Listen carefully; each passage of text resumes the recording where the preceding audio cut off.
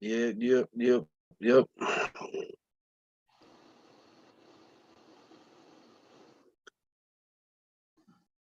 You are live. Yeah, we are live. I understand we are live, buddy. Germ, I don't know what's going on these days, but sometimes the notifications don't get on. But week 15, everyone views from the 22.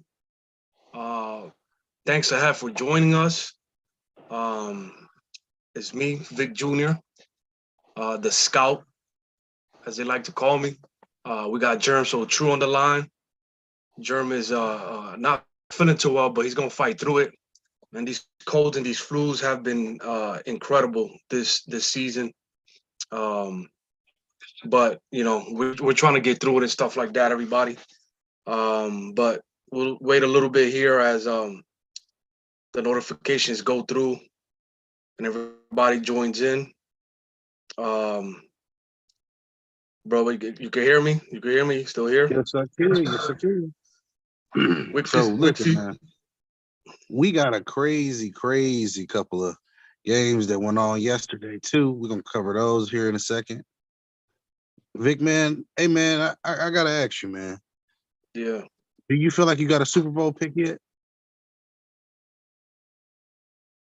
Bro, this season has been like, I mean, we 15 weeks in, and this season has been like so up and down in terms of the entertainment, the level of play.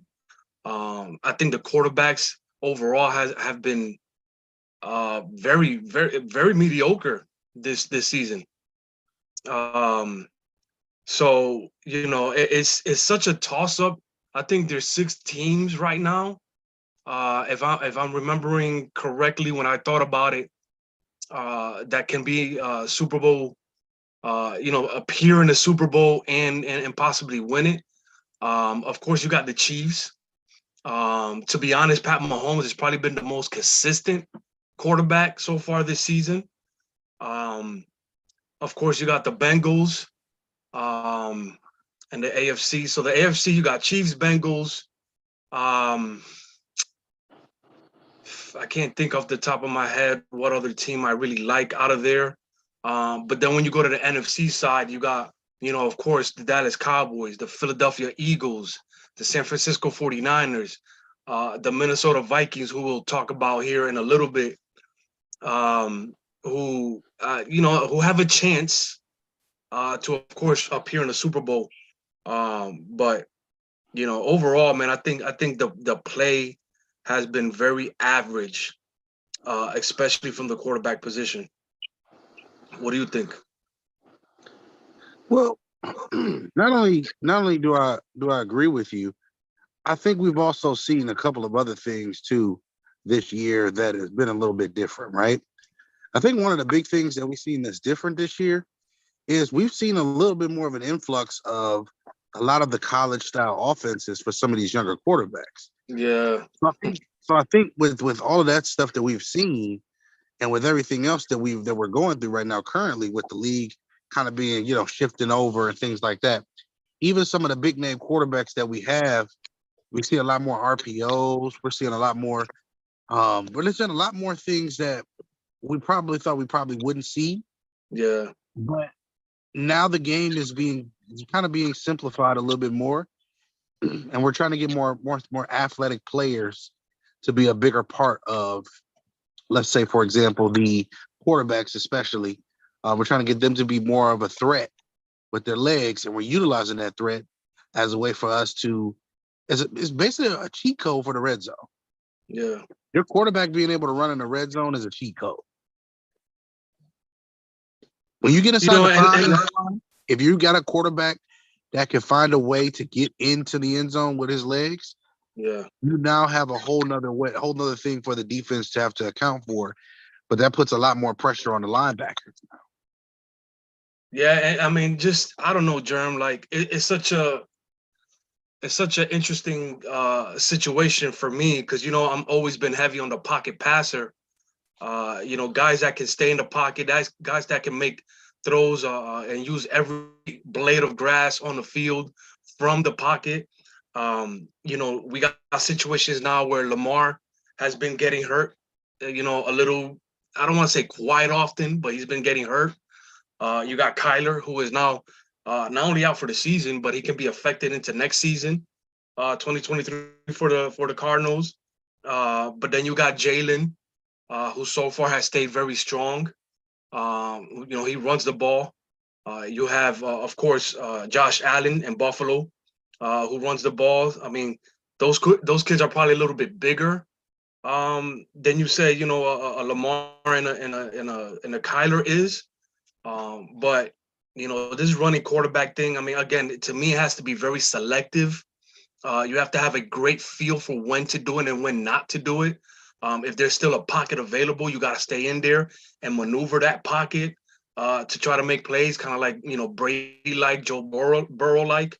The quarterback has to stay healthy, man, for this league, for not only for the team, but for the league. You know what I mean? So, it's a very interesting thing. Like you said, the red zone threat is significant. That's what Josh Allen and, of course, Jalen have been able to bring to their respective teams, to go along with their improvement as passers. Okay, so we can't forget about that Jalen has improved as a passer, and that is something big in his career right now, where a lot of other guys might need to catch up in that perspective.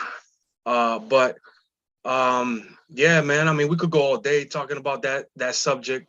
Other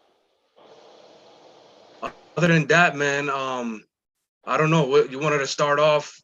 Thursday we had the Seattle San Francisco game. It was kind of tighter than I thought. I thought San Francisco might have been able to be a little bit show a little bit more of their might in that game. But shout out to Gino and the Seahawks, man. They've been playing, it's not been consistent, but they've been playing solid football for the most part of this season so far. And, they gave the 49ers a run for their money, but ultimately the 49ers was able to pull it off. So I don't, got anything on that Thursday night game?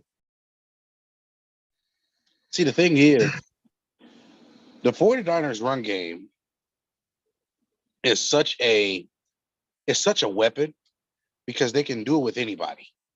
As long as you have adequate ball carrier vision, you're going to thrive with them because that pitch play is so deadly. Yeah. When you give somebody a 2 and 3 way go and they get to pick where they want to go and they have adequate vision, it's almost like it's going to revitalize Christian McCaffrey's career, to be honest with you. Yeah. Because Christian McCaffrey, will say what you want to say about him, but you got to remember, he was a punt return, kick returner, and a running back with receiver skills when he was in college. So then he goes to Carolina and he has all those touches and things of that nature. People kind of forget about him because he's been hurt. Yep. But then you look at that offensive line, you look at the way he runs, and then you look at how he's destroying people in front of him right now. It's guaranteed. It's guaranteed he's gonna get 5 yards every time he touches the ball right now, it looks like. So shouts out to the Seahawks again. Listen, man, let me say this about the Seahawks. Pete Carroll just might be the coach that coaches better with a bunch of nobodies or better with a bunch of people who want to play the game rather than he does with superstars. Absolutely. But the problem here is it's not Pete Carroll's problem that people don't want to play the scheme he wants to play. The problem is that if he's getting more out of lesser players, that means wait until we can find some big name guys that can buy into what he wants to do. And then we may see another dominant stretch where he may get another 5-year stretch where he can really, really put some pressure in that NFC. So I like what the Seahawks are doing right now, but the 49ers are my team right now that I'm looking at and saying this is a team that's probably they're pretty poised to make this run. So let's see what's going to happen. Yeah, I mean Purdy has been very efficient so far.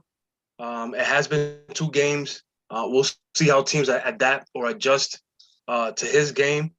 But like you said, man, that running game, the defense. For me, it's old school football. You know what I mean? And I think old school football is still very effective.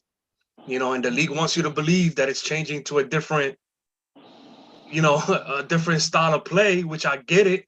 You know what I mean? You want to see the ball in the air more often, but if you can stay healthy on the offensive line, defensive line, and dominate in those trenches, and let your running game, let your pass rush win their battles, you're going to win football games.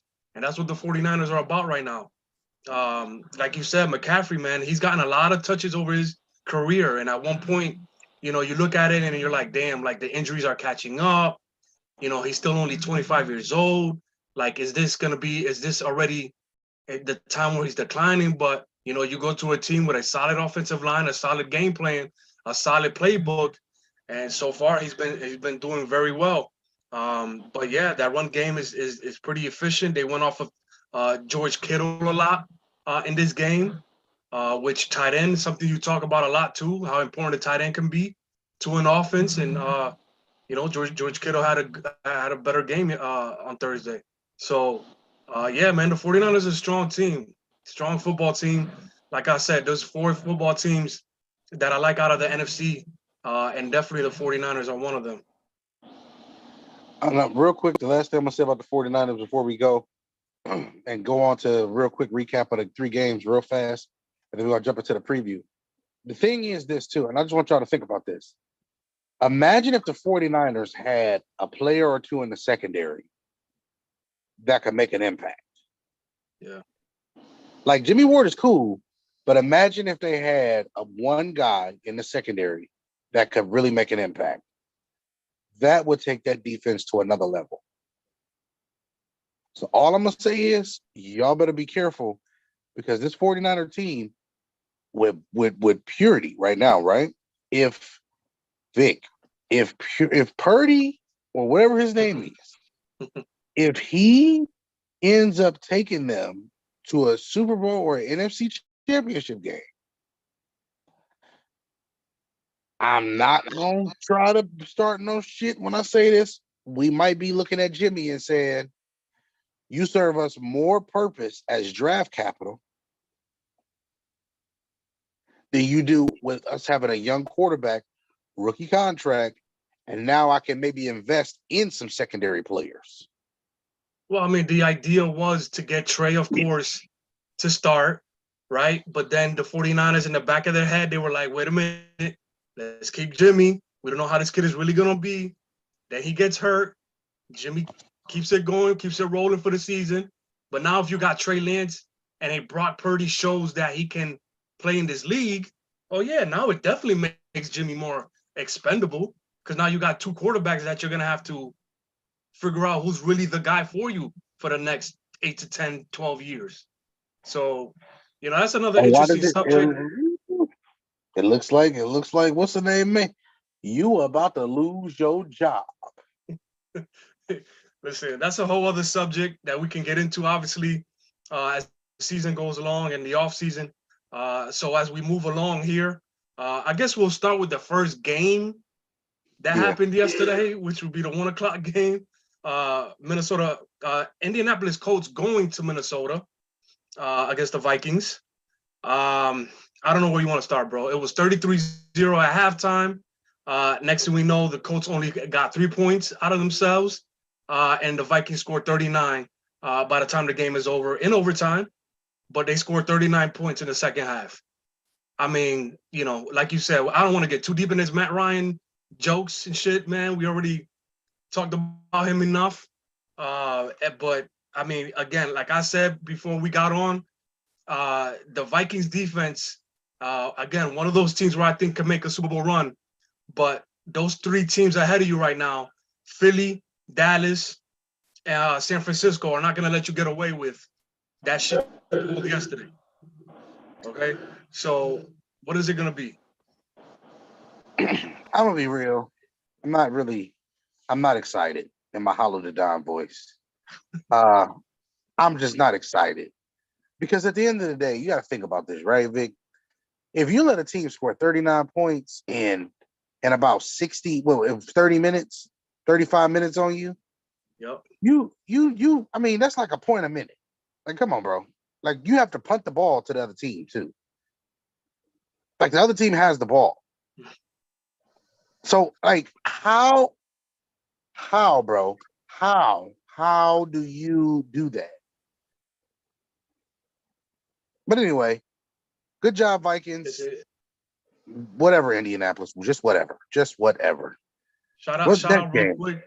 Shout out real quick to Tanya and Tanya and Trav gonna be a little petty. They shouting out Matt Ryan. Man, listen, like there's been a shift, man. There's been a shift in quarterback and the quarterback rankings or whatever you want to call it. You know what I mean?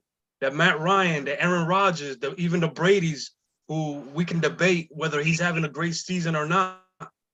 Those days are coming to an end. That generation is coming to its end, man. As much as it hurts, it's time for some of these guys to hang it up. And Matt gotta let go, man. Matt gotta let go.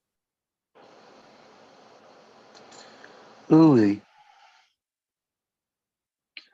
So next, Cleveland. Yep. Cleveland at Baltimore. Hosting Baltimore. 13-3, Cleveland. Not much really to say here. Cleveland, y'all struggling to score points with a better quarterback. That worries me. But at the same time, if the defense is going to play better, that's how you need your defense to play in order for you to be able to sustain certain things that you want to sustain. Yeah. Deshaun is looking better every week, so that's good news there.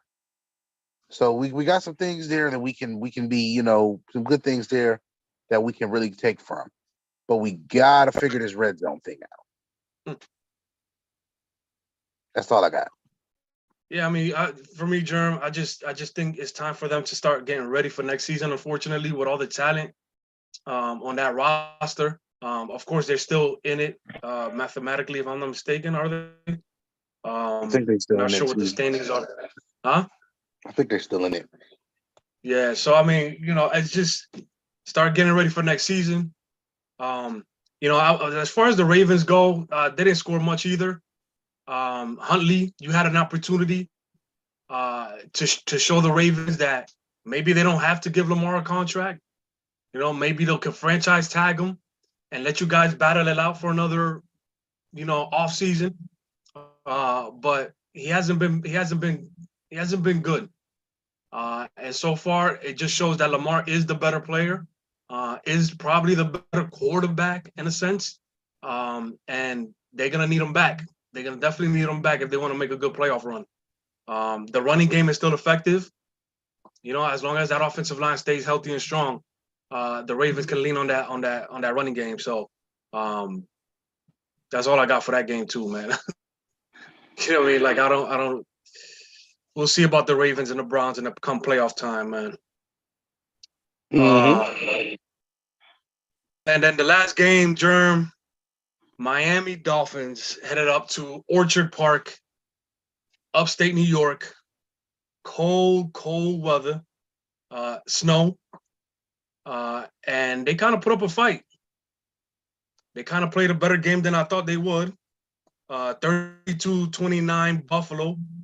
Tua played well for the most part. I mean, he could have been better, more efficient. He was 17 for 30, but 2 touchdowns. The run game, again, the Bills seem to be inconsistent with the run game, stopping the run. So, that kind of kept the Dolphins in the game. But other than that, I mean, Josh and them were able to make some plays. And, I mean, Josh Allen with 4 touchdowns looked improved, looked good as a quarterback yesterday. Absolutely. So I'm gonna tell you something. In that type of game, I just want everybody to know this one thing. The Bills needed that game more than the Dolphins needed that game yesterday. Because the Bills have lost some very, very tough games this year. And one of them was that first time they lost to the Dolphins. In Miami, yep. So good job for the Bills. Miami, this is not how you want to go into the playoffs. Let me just start by saying that. You're losing some tough games right now. Now, ironically, you're losing teams with better quarterbacks than you. In the playoffs, Vic, every team that they're going to play most of 9 out of 10 times is going to have a better quarterback than them. Absolutely. Absolutely. So that is going to be the telling situation for me is what happens when your quarterback has to perform in big games. So Tua, jury is still going to be out on him for a while, but now we starting to see that he may be a average quarterback. We have to see him be better than average, though, if this Miami Dolphin team wants to go somewhere. Right. Right. And is he even middle tier, top 15? Or is he more back end of what is 32 teams, 32 starting quarterbacks right now?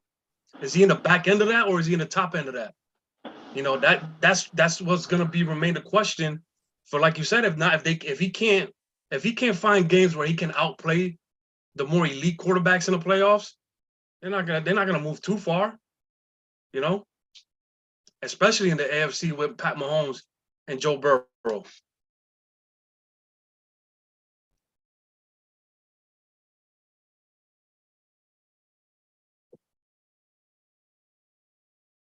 Not sure if I lost Germ here. Or am I the one gone?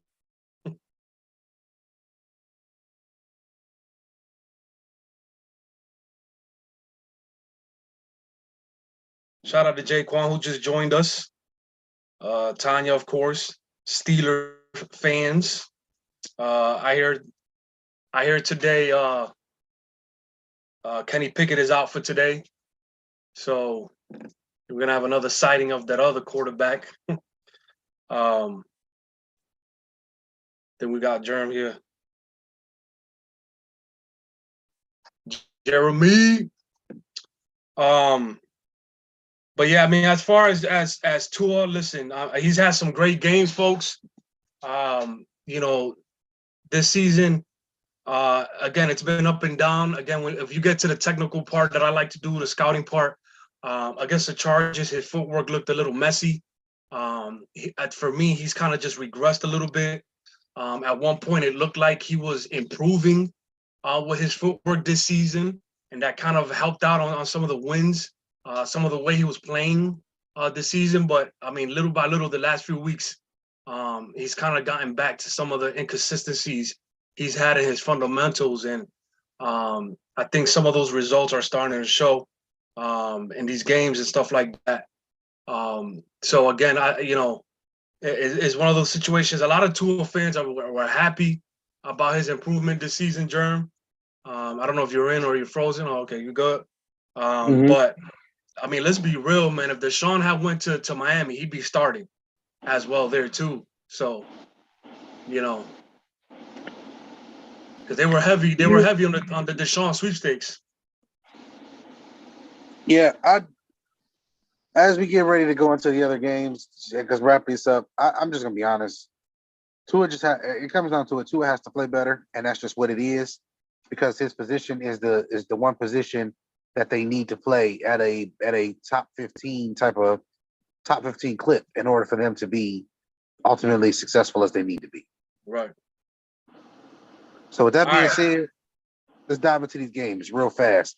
The fastest 22 minutes in football. That's for 12:38. We got 22 minutes to 1 o'clock. Lions at Jets. The Lions 6-7. Jets 7-6.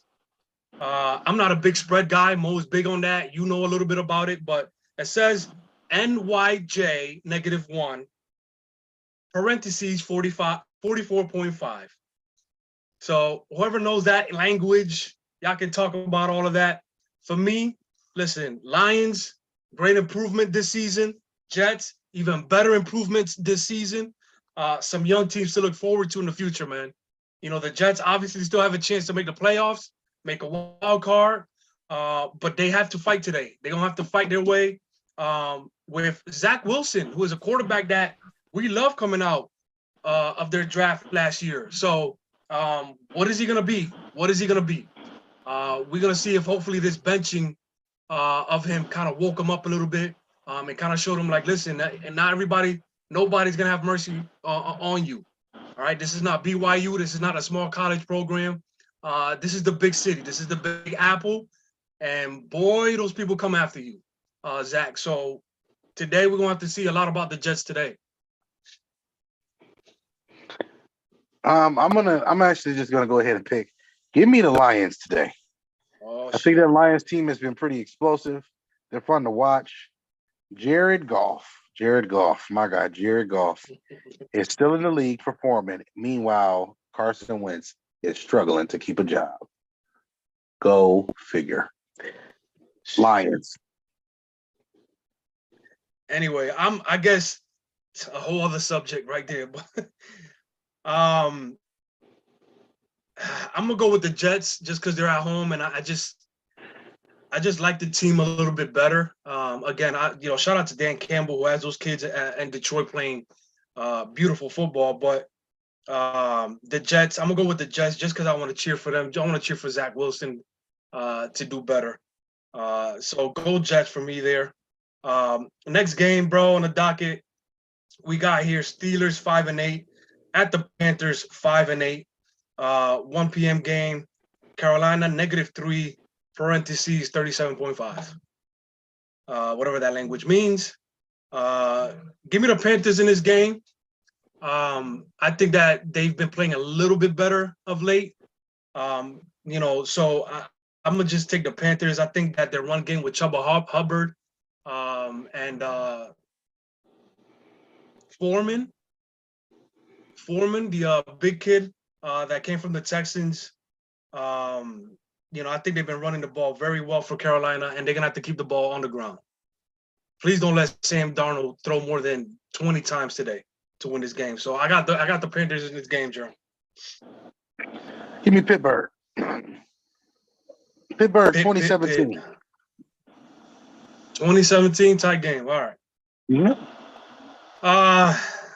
Again, 1 o'clock game. We got the 10-3 Kansas City Chiefs going over to the Texans 1-11. I mean, there's not much to talk about this game.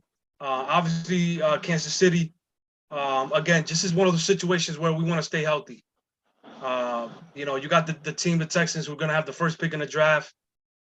So, get out of this game as healthy as possible. Get ready for Week 16. Give me KC. KC, you got one job. One job. Take care of business today. Next game on the docket, Germ, is a divisional game. You got the Atlanta Falcons 5-8 against the 4-9 New Orleans Saints. Teams that are very close to the Buccaneers because they've been so inconsistent. Who's going to win this game is going to determine if they can go make a run for that divisional or for that division and kind of just sneak in the playoffs. I'm going to go with the Falcons in this game. I think that they're going to be able to run the football very well. And the Saints defense, as solid as they are, I think that the Falcons can be able to run on them. Give me the Saints. The Saints are a team that can beat any team on any given Sunday. Difference is we just don't know what team we're going to see today. Right. And that's the key. Right. So give me the Saints today. Cardinals 4-9 at the 10-3. I mean, at the 3-10 Broncos. Again, other two teams that have been severely disappointing. Two teams that are again going to be in the top 5 in terms of the draft. Draft picks. Russell Wilson struggling in Denver. I know you're not a big Russ fan, but it has been a very disappointing situation for me. Again, talking about the generational changes at the quarterback position. Russ got paid a fat contract, man. So, again, we don't want to talk about whether it's his time or not, but he's definitely not the same quarterback, especially with the fact that he can't move as much as he did before early in his career. The Kyler Murray-less Cardinals, again, I saw the play. It was, one of those situations where it was non-contact, torn ACL. It was one of those situations where he could have stayed in the pocket and kind of maneuvered to his left before deciding to scramble to his right and make a play within, throwing the ball. But when you have a situation where an ACL is torn off a non-contact, it's just one of those situations where it might be bound to happen anyway. And so, unfortunately, these running quarterbacks take a lot of pounding on their knees. And again, for me, it's got to be stay in the pocket. But other than that, man, I'm picking the Broncos just because they got a better defense and they're at home. I'm going to say a tie, 9-9. 9-9. Yep. All right, starting for the 425 games, I got the Bengals at 9-4, at the Buccaneers 6-7. I was excited about this game because you got two quarterbacks who are very good in the pocket, and Tom Brady and what Joe Burrow is going to be able to bring to the NFL coming up for the next hopefully 10 years. Give me the Bengals to win this game simply because they're a better football team. The Buccaneers have just been too inconsistent, man. What you got? Give me the Bengals as well. Bengals might as well go ahead and let's just make this the passing of the torch game. For sure. We got Titans at the Chargers. Both 7-6 teams fighting for wild card spots. Chargers, a much better team than their record. I mean, a much better team on paper than their record says. But it's been the same shit every year when it comes to the Chargers. But I'm gonna take them in this game. Again, Chargers at home should be a big game, a tight one. But I'm definitely picking the Chargers in this game. Give me the Chargers as well. And for the Sunday night game, Jerm, we got the Giants 7-5 at the Commanders 7-5. Two teams also fighting for a wild card spot. Two teams that have improved this season. For various reasons, run game, some quarterback play, but very solid defenses on both sides. It's going to be the Giants at Washington. So, I mean, who you got in this game, man? This one is tough for me to pick. It's a divisional game, so it could go either way.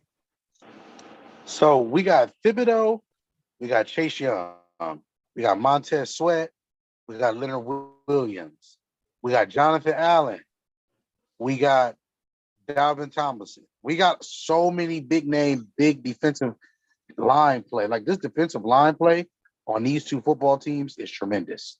So you talking about Chase Young should be making his debut this week. If he did not play, I don't believe he played the week before, but I think we're gonna get Chase Young tonight. That's gonna be his first game he played since last year when he went down with the injury. That's gonna be huge. Big. For that reason, I want to pick the Commanders so bad. But then there's the other part of this game where I just think the Giants are more equipped. But I really don't care who wins the game because both of these teams are formidable. Give me the Commanders, man. Give me the Commanders. Give me the Commanders, man. Because the Commanders can at least score 24 points consistently, and they have the defense to make any game worth talking about a struggle. Give me the Commanders over the Giants today, 24-17. Shout out to the chat again. They are confirming that Chase is not going to play tonight. I guess they already ruled him out for the 8:20 game. But no, I mean, I think the Commanders still, I mean, those kids in the middle have been fantastic Alabama players, man. I think if there's a weakness in that offensive line for the Giants, it's definitely up the middle. The tackles have been playing much better this season. So up the middle, I think the Commanders are going to be able to dominate. So I'll take the Commanders too in this game. And what should be, again, hopefully a very entertaining Sunday night game in terms of the division and stuff like that. So, shout out to everybody in the chat. We appreciate you guys joining. It's 12:50. Is there anything else you want to cover, Germ? Alabama time. We'll take this couple seconds and we'll just say this. First and foremost, thanks for tuning in. We appreciate you. What we're gonna do is we're gonna come back at you tomorrow with a Monday night show. recap some of these games, everything else like that. So I'll be ready for that. The other big thing here is, man, as we wind down this season, I want everybody to start thinking about two things. The first thing, I want you to start thinking about what the league is looking like right now with these quarterbacks and how it's going to look in the next 5 years with these quarterbacks. Because we have some guys that have an opportunity here to make a really, really big impact on the sport. And we're not just talking about Pat Mahomes. We're talking about Joe Burrow. We're talking about even Lamar Jackson has some opportunities here coming up. Once we figure out what he's doing with his contract, now then it becomes he has to win. So we don't pay people guaranteed money, and then they can't get us somewhere in January. Mm-hmm. That's the ultimate goal. And Pat Mahomes has been to late January, early February before. That's the difference. Joe Burrow has now been to a Sunday. Has now been to a February Sunday. That's the difference. So it's going to be interesting to see what happens, Vic. But Joe Burrow is the player that we said he was when we talked about him. He's a player that can turn an organization or a franchise around. Look at the team. They were in the Super Bowl last year. Shout out to Tanya's mama. I guess her birthday today. So happy birthday to Mama Tanya. Absolutely. But listen, man. Like I said, there's gonna be a shift in quarterback generation now. I gotta give credit to Pat. Wasn't always the biggest Pat fan, but he even and I had questions whether Tyreek Hill was gonna be a significant loss for him. And so far, he's shown more consistent play. He's had some games where these interceptions are kind of questionable recently, but he's been able to adapt. This is a kid that adapts very well. Even though having one of the best coaches, best playbooks in the NFL and the history of the league, he's been able to adapt to a lot of changes. His offense, the running backs are always rotating. They just can't seem to find one guy to solidify the number one spot there. But Pat has been just great. So I mean, if you got the Chiefs making it to February, definitely you could put some money on that, and not look back. But for sure, shout out to these new wave of quarterbacks coming into the league right now. But again, yeah, thanks everybody for joining us. It's 12:52. Got time to get some snacks, some lunch, whatever the case may be, and get ready for this very short, but what should be fun Sunday, week 15 of football. Like Germ said, we'll be back tomorrow, Monday Night Football. Shout them out, Germ. Close it out. That being said, 22, great game.